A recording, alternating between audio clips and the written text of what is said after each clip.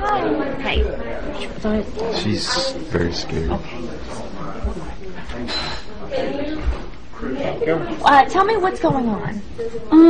Well, I'm a Christian, and my parents are Muslim. They're extremely devout, and they can't know about my faith. Well, they do now, but they've threatened to kill me. I don't know if you know about honor killing, but this faith that you guys don't understand. Islam is very different than you guys think.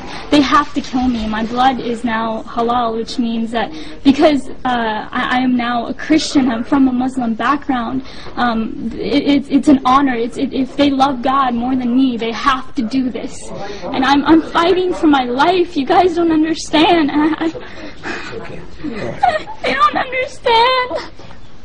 What did your father say to you? He said he would kill me, or I'm sent back to Sri Lanka where they put me in an asylum. He said they go crazy.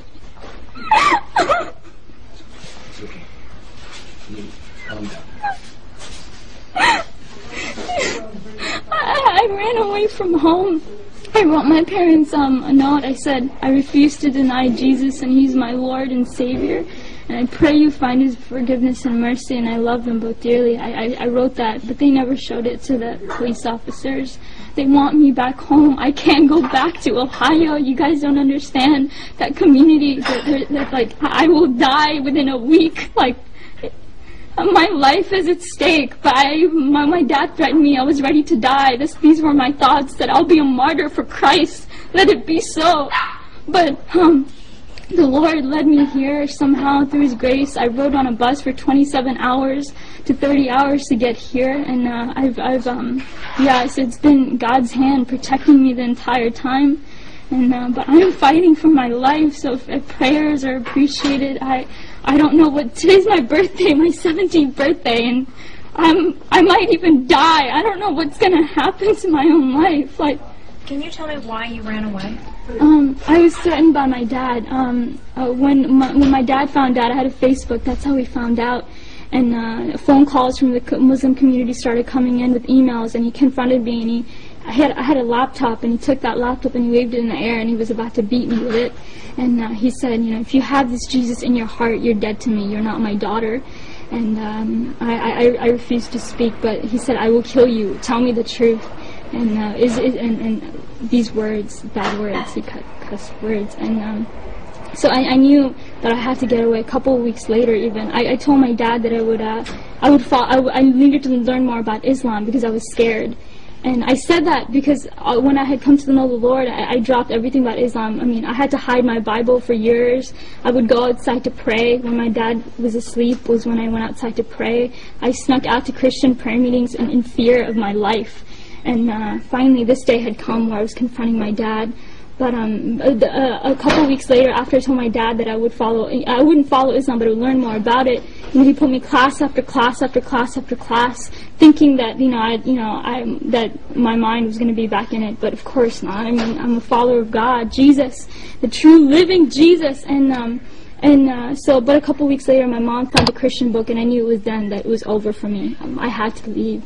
How did you end up in Florida here? Here?